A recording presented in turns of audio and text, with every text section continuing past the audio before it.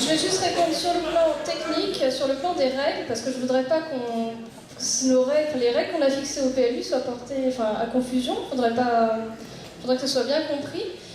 En termes de possibilité de constructibilité, les coefficients dont parle monsieur ne sont pas tout à fait exacts, puisqu'en fait, ce que je vous expliquais tout à l'heure, c'est que vous avez des règles de stationnement qui limitent fortement la constructibilité.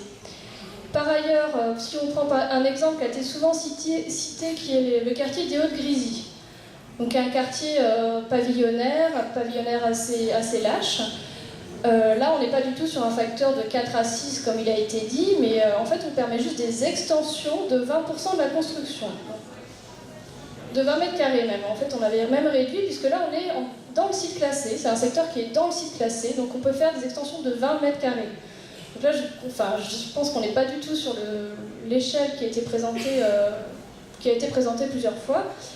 Et par ailleurs, donc sur les autres quartiers, c'est ce que je vous expliquais tout à l'heure, il n'y a pas que l'emprise au sol et la hauteur des constructions qui gèrent la constructibilité. Il y a d'autres règles. Et si vous rapprochez du service urbanisme pour votre parcelle, vous verrez que finalement, la constructibilité, elle est un petit peu augmentée, mais alors vraiment à la marge, pour permettre ces extensions, la construction d'une chambre, d'une véranda, de l'extension mineure. Voilà. C'est le principe des règles du PLU. Je rajouterais juste un point avant de vous laisser poser de nouvelles questions, parce que l'exemple a été caricaturé, c'est vraiment les Hautes-Grisilles, où on vous a présenté qu'il y avait une densification avec un facteur 6. Alors vous avez une maison de 300 mètres carrés, on vous dit qu'on va pouvoir faire 1800 mètres. C'est du délire. Ce qu'il faut bien se dire, c'est que le PLU, comme je vous l'ai dit, c'est un document très complexe et très technique. C'est une succession de règles. Si on prend une règle détachée des autres, bien évidemment, on va pouvoir dire, dans le quartier des Hautes-Grisilles, on peut avoir un facteur 6. Mais si on va jusqu'au bout, et plus on descend, et plus les règles sont précises, et beaucoup de règles d'ailleurs proviennent de vos règlements de copropriété, si on descend de manière vraiment très très bas, on va rendre compte que dans les Hautes-Grisilles, c'est clairement marqué, on est à 20 mètres carrés d'extension. Donc on vous dit, j'ai pris le règlement, je vous assure que c'est un facteur 6, on va pouvoir mettre 1800 mètres carrés pour une maison de 300 mètres carrés, et quand on regarde, c'est 20 mètres carrés. Donc attention, le PLU est un document complexe qu'il faut analyser jusqu'au bout et en détail. Bonsoir. Bonsoir. D'abord.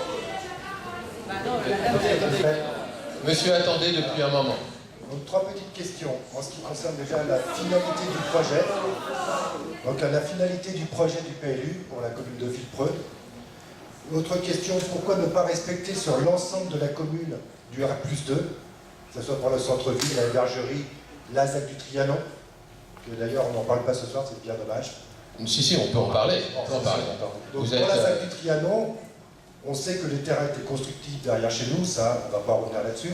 Mais maintenant, pourquoi ne pas respecter les mêmes hauteurs partout sur toute la commune? Alors, concernant la ZAC du Trianon, c'est un secteur qui est donc à urbaniser au titre du schéma directeur de la région Île-de-France. Bon, on ne revient pas dessus, tout le monde l'a entendu.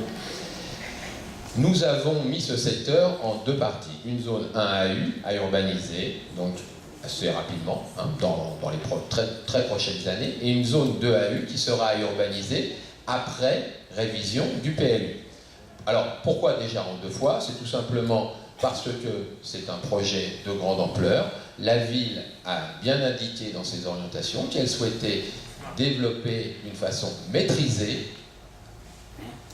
l'augmentation de la population. Donc, il n'est pas question de faire une zone de 25 hectares à urbaniser immédiatement. Ça, c'est la première réponse. Pourquoi en 2 parties? Concernant les hauteurs, donc, dans la zone 1AU, on a effectivement mis dans le règlement une hauteur possible, une hauteur maximale à 15 mètres. Attendez, je vais vous expliquer pourquoi.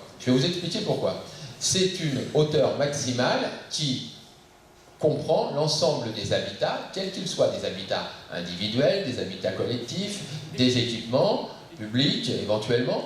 Alors un peu moins pour les équipements commerciaux. Nous avons, je crois, mis une hauteur un peu plus basse pour éviter justement de grandes usines ou autres.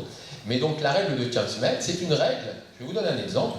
J'ai revérifié aujourd'hui quel était le règlement de la ZAC du Trianon, la ZAC où vous habitez actuellement. Eh bien, j'ai pas été surpris de voir que le règlement de l'époque fixait les hauteurs pouvant aller jusqu'à 20 mètres. Jusqu'à 20 mètres. Est-ce qu'aujourd'hui, le Trianon a été construit à 20 mètres? Non. Pourquoi? Parce qu'après le règlement du PLU, vous aurez la création en principe d'un outil qui s'appelle une ZAC, une zone d'aménagement concerté, qui reprendra l'ensemble du projet, l'ensemble des surfaces, qui fera un projet global à moyen et long terme, et qui proposera des aménagements qui sont reprises du reste dans le cadre de l'orientation d'aménagement de ce secteur. Il y a une orientation d'aménagement où on parle même de la densité. Alors, vous allez voir, j'ai fait un rapide calcul sans vouloir ennuyer personne. Si... comment?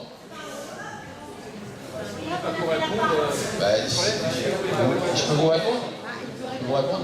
Donc, alors, ce rapide calcul, il est simple. En fait, vous avez 25 hectares. Vous avez une densification que nous avons mis dans l'orientation d'aménagement de 35 logements par hectare. Vous pouvez le vérifier, c'est marqué dans l'orientation. Pour mémoire, la hébergerie aujourd'hui est à 37 logements par hectare. Donc une densification moindre que la hébergerie. Sur 25 hectares, 35 logements, ça fait, je crois, un peu plus de 870 logements moyens de 70 mètres carrés suivant les règles. Si vous ramenez ça, quand vous enlevez les voiries, quand vous enlevez les équipements publics, quand vous enlevez les espaces verts, il reste en gros une petite dizaine d'hectares urbanisés, et vous verrez que si vous ramenez 70 mètres carrés qui multiplient 800 et quelques logements possibles, et ce qui ne sera pas forcément réalisé, encore une fois, c'est les règles de densité, vous aurez des hauteurs qui seront, et je vous l'assure, M. Maglin, inférieures à 2 niveaux, pour la moyenne. Alors pourquoi ne pas le marquer tout de suite? Pourquoi mettre 15 et pas 12? Parce que c'est un document de travail, et on ne peut pas, dès le départ, s'interdire la possibilité de faire un gymnase ou de faire autre chose. Donc un équipement public ou autre. Voilà. Mais par contre, pour les accès de la ZAC de Trianon, très très important, les accès, on n'a aucune voirie aujourd'hui qui... Tout à fait. Tout à fait. Les accès pour le Trianon, c'est l'élément clé de cette ZAC pour ne pas reproduire les erreurs du passé dans d'autres secteurs. Il faudra bien évidemment travailler, et dans le projet de ZAC, il y aura des ateliers circulation, des ateliers environnement, des ateliers construction, des ateliers équipement. Il y aura, tout est prévu, tout sera prévu comme il se doit dans le cadre d'une ZAC. Et je peux vous assurer aujourd'hui qu'une ZAC, c'est un élément qui permet la concertation, et c'est ce qui se passera avec la ZAC. Bonsoir. Pardon, bonsoir. Bonsoir. Juste deux petites questions concernant le Trianon. Lors de la dernière réunion, la zone 1AU était limitée à une certaine surface. Aujourd'hui, on découvre que la limite a été déplacée. Oui. Sur la zone 2AU. Qu'est-ce qui s'est passé? Pourquoi? Alors, c'est tout simplement pour répondre en partie au problème d'enclavement de la zone 1AU telle qu'elle avait été dessinée la première fois. Parce que si nous ne l'avions pas décalée, on aurait été obligé de passer au travers du Trianon aujourd'hui, puisqu'il n'y avait pas de possibilité de flux pour aller dans cette zone. Voilà. D'accord. La deuxième question, rapidement. Dans la zone du Trianon, enfin dans la nouvelle zone du Trianon, derrière, il est prévu des commerces. Est-ce que vous ne pensez pas que déjà au centre-ville, il y a un problème de commerce, d'implantation de commerce? Est-ce que vous ne pensez pas que dans cette zone-là, faire des commerces, ça va être aussi problématique pour les nouveaux arrivants ou des choses comme ça? Non, il n'est pas prévu des commerces. Il est prévu. C'est marqué. Non, il est prévu que ce soit une zone mixte. Encore une fois, la municipalité n'a pas le pouvoir, heureusement, de décréter qu'un tel ou un tel va ouvrir une boulangerie, un café ou je ne sais quoi. Le problème, c'est que tout simplement, quand vous créez un nouveau quartier, d'une taille qui va faire au final 25 hectares, hein, c'est pas rien, hein, 25 hectares. Vous ne pouvez pas de facto interdire pour je ne sais combien de temps le fait qu'il y ait des commerces. Il y aura peut-être des commerces comme il n'y en aura peut-être pas. Regardez, c'est le projet d'ensemble qui verra s'il y aura des commerces ou pas, mais à ce stade, on ne pouvait pas l'interdire. Et par contre, la taille des commerces est limitée. Hein, madame, il ne pourrait pas s'ouvrir un Carrefour Market numéro 2. Non, c'est juste pour vous rappeler qu'effectivement les commerces sont autorisés, mais sur une superficie très limitée. Il me semble que c'est 200 mètres carrés, même pas 150 mètres carrés, ce qui permet juste... le commerce, c'est à la fois la partie commerciale et la partie fonctionnement, entrepôt.